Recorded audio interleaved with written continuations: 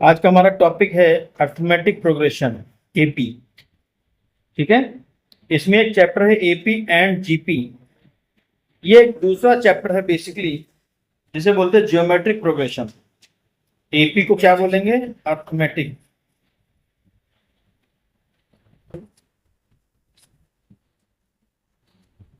Arithmetic progression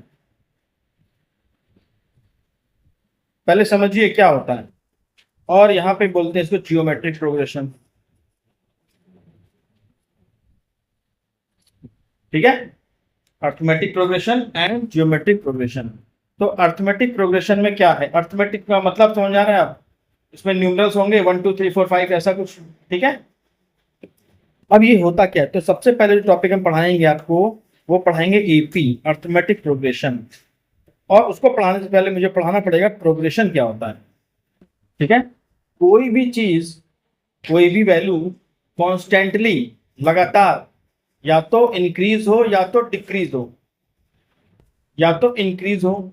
जैसे मैंने लिखा 2 4 6 8 10।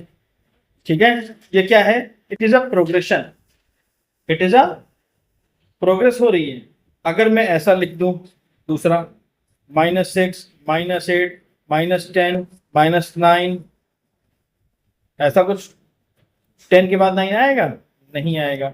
11 -12 इस तरह। तो ये भी एक प्रोग्रेशन है। ठीक है, but in the negative direction, but in negative direction. ठीक है, प्रोग्रेशन का मतलब क्या होता है? किसी एक डायरेक्शन में चलते जाना लगातार, कंटिन्यूअसली। ठीक है, इज कॉल्ड एज प्रोग्रेशन। आप उसे प्रोग्रेस कर रहे हैं। ठीक है, क्लियर है? चलिए, यहां पे जो अर्थमेटिक प्रोग्रेशन है, इसका मतलब क्या हुआ? इसका मतलब होता है, जैसे एक नंबर, मैं आपको एग्जांपल दे रहा हूं। ठीक, एक वैल्यू है हमारे पास 2, then 4, then 6, then 8, then 10 and dot dot dot. तो first of all it is a progression, ये प्रोग्रेशन है ना? क्लियर है? ये वैल्यू लगातार, देखो इसमें 2 ऐड हो रहा है, 2 का एडिशन हो रहा है हर एक टर्म में। 2 में 2 जोड़ो 4, 4 में 2 जोड़ो 6, 6 में 2 जोड़ो 8। ठीक है, तो जो फर्स्ट टर्म होता है उसे हम बोलते हैं ए नॉट। क्या बोलते हैं? इसे बोलते हैं T1 भी बोलते हैं, टर्म 1, फर्स्ट टर्म। इसका एक दूसरा नाम A1 भी है। ठीक है, but for the general it is A stand for first term. A क्या होता है? हमेशा फर्स्ट टर्म होता है। क्लियर है? कोई कंफ्यूजन? अब ये जो आगे वाला टर्म आया, इसे हम बोलेंगे ए प्लस डी। डी वो वैल्यू है जो इसमें ऐड हो रही है, डी वो वैल्यू है जो इसमें ऐड हो रही है। क्लियर? इसमें डी ऐड हो गया। ए कितना था इस सीरीज के लिए? ए था 2, डी भी यहां पे 2 ही था। ये जो 6 वाला लिखा है, इसको क्या लिखेंगे? ए प्लस 2D।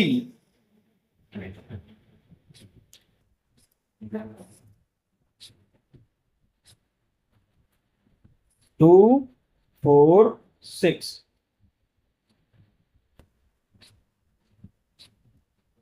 एट। इसे क्या बोलेंगे? ए प्लस 3D। ये तो वही, देखो इसमें इसको ब्रेक करके दिखाएं। 2 + 3 × 2, 8 आएगा।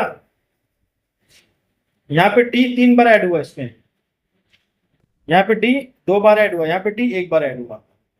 सही है? तो this is the first term and this is the difference, D for. अब डी का मतलब क्या होता है? डी होता है कॉमन डिफरेंस। डी क्या होता है? Common difference. डी क्या होता है? Common difference. ए क्या होता है? First term. क्लियर? इसमें कोई प्रॉब्लम तो नहीं? ठीक है, अभी थोड़ा और इसके आगे जाते हैं डीप में।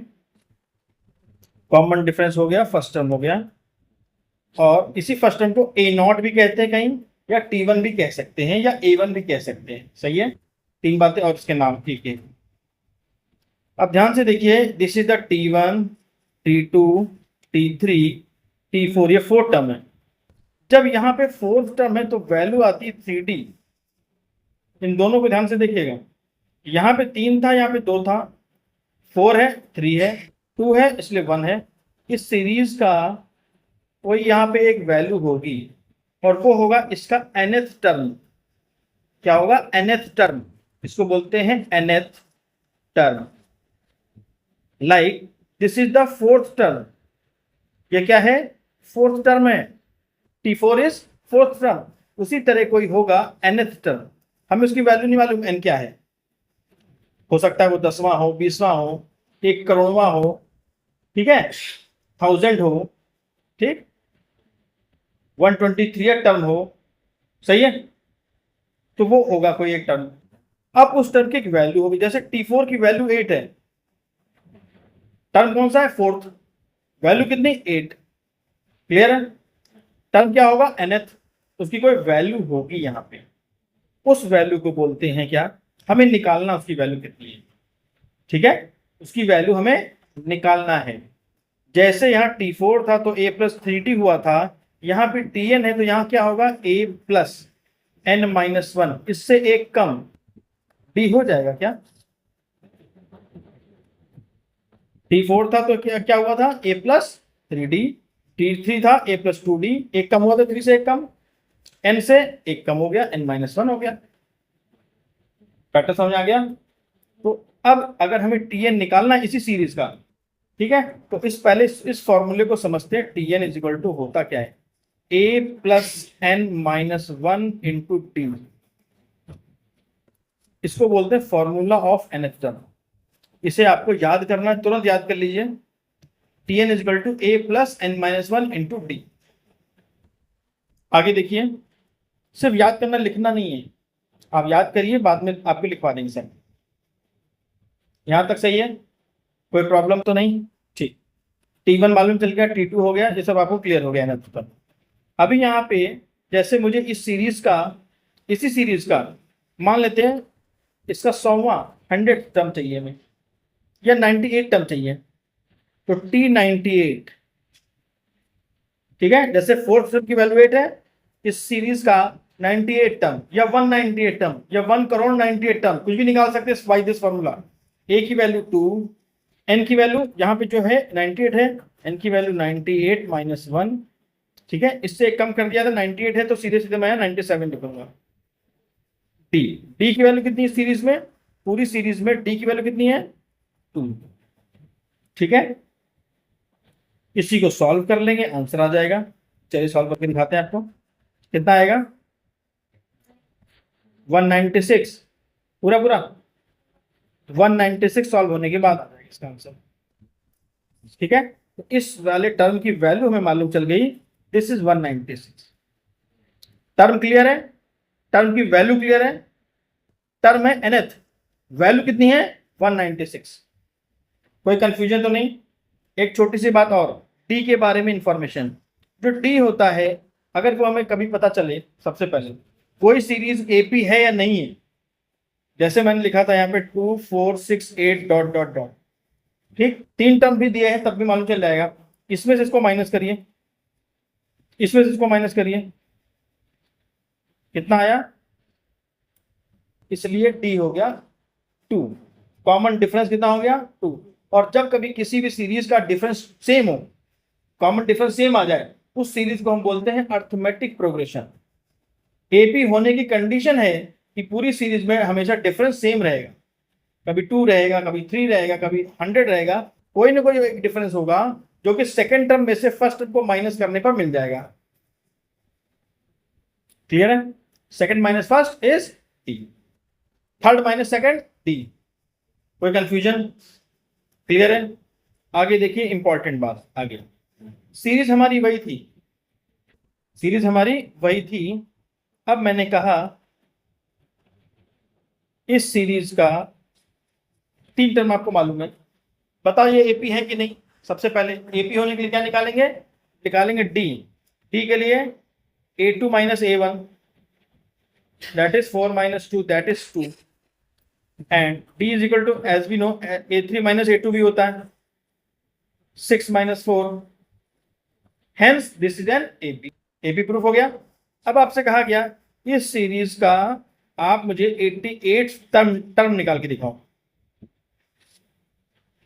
तो क्या लिखेंगे, T88 फॉर्मूला लिख देंगे a plus n-1 into T. सही है, सॉल्व कर लेंगे आंसर, नो प्रॉब्लम। अब इसी सीरीज का हमें सम निकालना है। क्या निकालना है बेटा, सम। ठीक है। अच्छा एक बात और, अगर किसी भी सीरीज का हमें लास्ट टर्म निकालने के लिए कह दिया जाए कि इस सीरीज में सपोज दैट आपसे कहा जाए एक सीरीज आपको गिवन है 8246 वाली, इस सीरीज में 100 टर्म है। कितने हैं टोटल, कितने टर्म है 100। उसके आगे के खत्म हो जाएगी, उसके आगे नहीं है। और आपसे कहा गया फाइंड द लास्ट टर्म। तो जो फॉर्मूला भी आपको हमने टीएन का पढ़ाया था ना, वही फॉर्मूला लास्ट टर्म का भी होता है, L is equal to a plus n-1 into T. अब आगे पढ़ना है हमें सम का फॉर्मूला। ये सीरीज है ना, कौन सी सीरीज है, अर्थमेटिक प्रोग्रेशन। उसमें हमें सम करना है। कितना सम करना है, सम का फॉर्मूला Sn होता है, एन टर्म तक का सम। जैसे हमने कहा S10 निकालिए, S5 निकाल के दिखाइए। S5 का मतलब क्या हुआ, जितने जो 5 टर्म होंगे, पहला दूसरा तीसरा चौथा पांचवा, यहां कुछ होगा यहां कुछ होगा, जो भी हो इन सभी को जोड़ दो और जो आंसर आए उसे को हम बोलते हैं Sn, sum up to 5 term. Is that clear. अगर यहाँ पे 55 लिखा हो तो इसी सीरीज के टोटल 1 से लेकर के 55, 1 to 55 इन सभी टर्म को क्या करेंगे, जोड़ देंगे, टोटल निकालेंगे और वो आंसर हो जाएगा हमारा। सही है। इसी सीरीज के अगर हम 2,01,24 2,01,24 टर्म का सम निकालना चाहे निकाल सकते हैं, बिल्कुल निकाल सकते हैं। कैसे, वो फॉर्मूला समझिए। इसमें Sn का जो फॉर्मूला होता है, Sn इज इक्वल टू होता है n/2 bracket 2a plus n-1 into D.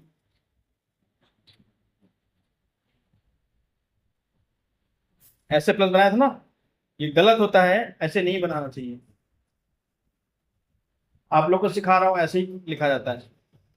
सही है। ये फॉर्मूला है सीरीज के सम का निकालने का, ये भी फॉर्मूला है। और एक फॉर्मूला और होता है n/2 in the bracket a plus l, l is the last term. अगर आपको लास्ट टर्म पता है तो Sn का ये फॉर्मूला लगेगा।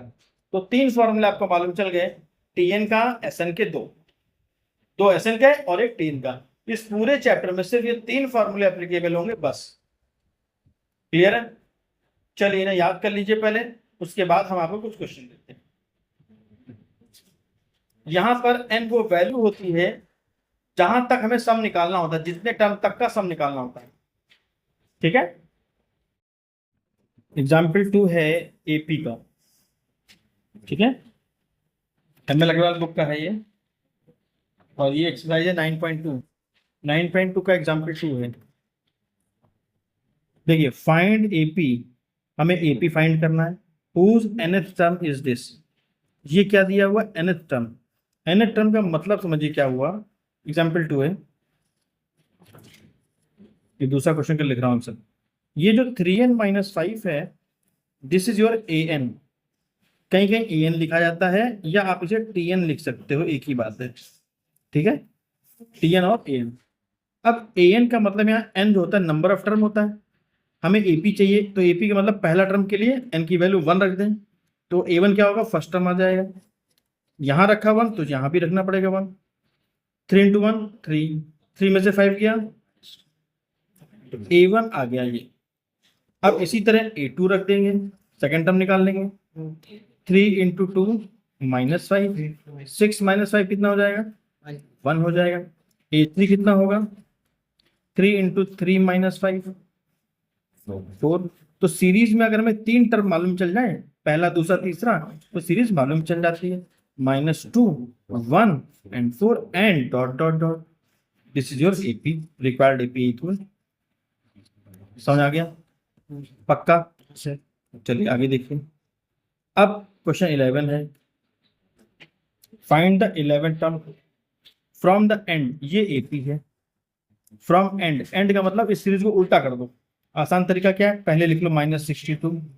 इसमें देखो ये 10 से 7 हुआ, 10 से 7 हुआ, 7 से 4 हुआ, यानी कितना कम हुआ, 3 कम हो रहा है हर बार। इधर से अगर देखेंगे तो 3 बढ़ता जाएगा ना इधर, जैसे 4 से 7 हुआ तो 62 में 62 था ये माइनस का, इसमें हमें आगे उसमें प्लस करना है वैल्यू। तो क्या करेंगे, देखो ध्यान से, माइनस की वैल्यू में क्या होता है, ये 0 है, ठीक है, ये -1 -2 इस तरह कहेंगे, -62 आया होगा, ठीक है। इसके पहले क्या हुआ होगा, यस, तो 3 जोड़ना है, ठीक। इसमें क्या कर दो, +3 कर दो जरा, जोड़ो क्या आएगा, 59 है 59 माइनस का, ठीक। तो अगला टर्म क्या आया, -59, ठीक है। इसी से कुछ आएगा, तुम्हें डी मालूम चल गया, डी कितना है, इस सीरीज का अगर उल्टा सीरीज निकालोगे तो डी के इसमें 3 जुड़ रहा है, 4 से 7 हो गया, 3 का एडिशन। तो ए मालूम है तुम्हें, ए की वैल्यू है -62, आप लिखोगे ऐसे, जैसे समझाने के लिए मैंने लिखा था, और यहाँ पे डी लिखोगे क्या, 3 +3। अब सीरीज हमें 11 टर्म निकालना था, T11 फॉर्मूला क्या होता है, A plus n-1 into d, A की वैल्यू रख दी, a प्लस n मतलब इससे एक कम 10 है, डी की वैल्यू कितनी है 3, इसी को सॉल्व कर लेंगे, क्लियर। 30 -62 प्लस 30 कितना आया, -32, सही है। एग्जाम्पल 5 देखिए, which term of the AP is -81, एक सीरीज है, उसका कौन सा टर्म -81 है, ठीक। हमें तो नंबर ऑफ टर्म निकालना है n, let the term is n, वो n है, ठीक है। an इज इक्वल टू कितना है, -81, वो उसकी वैल्यू है, an उसका वैल्यू है, ठीक है। ये जो टर्म है, मान लिया हमने भाई ये सीरीज है ना, इसमें कहीं आया हो, ये तो फर्स्ट टर्म है, a1 है, a2 है, a3 है, उसी तरह ये an होगा, an की वैल्यू -81, ठीक है। यहाँ लिख लेते हैं an इज इक्वल टू -81, ठीक। और an का फॉर्मूला क्या होता है, a plus n-1 into D. अब इसको काम हमारा हो गया खत्म, अगले स्टेप में तो -81 ऐसे ही, a कितना है 21, n निकालना मुझे, n ऐसे रहने दो, डी की वैल्यू कितनी है 3 नहीं -3, क्योंकि डिक्रीजिंग है, इसमें से इसको माइनस करोगे, सेकंड टर्म में से फर्स्ट टर्म को -3 आएगा, ब्रैकेट लगा के ऐसे लिखना, ठीक है। 81 माइनस था, इसको उधर ले जाओ, -81 -21 is equal to n-1 into -3, ठीक है। ऐड हो जाएंगे, दोनों के सेम साइन है, 1 1 2 हो गया, 8 2 10 हो गया, ठीक है। माइनस साइन लगेगा, -3 -3 से इसको डिवाइड कर देंगे, यहाँ से हटेगा -3 इधर आएगा, ब्रैकेट हटा देंगे, ब्रैकेट कोई काम नहीं रह गया, माइनस माइनस कैंसिल हो गया, 3 से कटेगा, 3 3 9, 3 4 12, 34 is equal to n-1, n is equal to 35, n कितना आया 35, n is the number of term, 35 सही है हमारा आंसर, ठीक। तो उसका 35। अब यहाँ पे क्वेश्चन है, अगर मान लेते हैं यहाँ पे 81 ऐसा कुछ आता है, यहाँ पे n की वैल्यू 34.5 आती, डेसिमल में आती, पूरी पूरी ना आती, ठीक, फ्रैक्शन में आती या डेसिमल में आती n की वैल्यू, इफ अगर ऐसा आता, ठीक। तो n क्या होता है, नंबर ऑफ टर्म होता है, n क्या होता है नंबर ऑफ टर्म, वो कभी भी डेसिमल में, या तो पहला होगा या तो दूसरा होगा, क्या कोई 1.2 भी टर्म होगा, सिर्फ तो एपी नहीं होगा ना, तो फिर ये एपी का टर्म नहीं है, एपी तो है वो, ये एपी है, बट ये उसका टर्म, इस एपी का टर्म ही नहीं होगा, ठीक। तो आप कह देंगे this term is not belong, does not belong to this AP, ठीक है।